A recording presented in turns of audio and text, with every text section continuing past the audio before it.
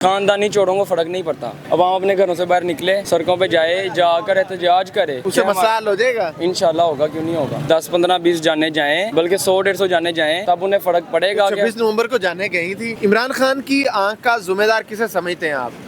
सदर को और मरियम नवाज साहिबा को, दोनों को। वो कैसे जिम्मेदार? क्योंकि वो रिहा नहीं कर रहे उन्हें।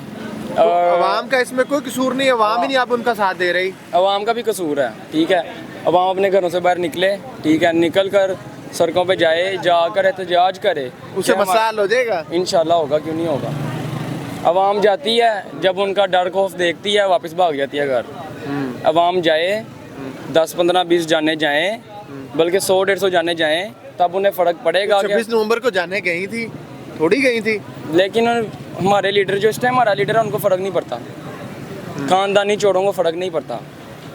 अच्छे काम भी कर रहे हैं, ये नहीं कि अच्छे काम नहीं कर रहे। अच्छे काम वो ये कर रहे हैं, सड़कें बना रहे हैं, ठीक है, उन्होंने हमें पसंद दी, बहुत अच्छा काम किया, बहुत ज़्यादा अच्छे काम भी कर रहे हैं। लेकिन जो उन्होंने एक गरीब बंदे को, बेचारे को, जिसने लोगों का हक नहीं खाया, लोगों के लिए रहम किया, उसको जो अंदर रखा है ना, ये काम गलत है सिर्फ उनका।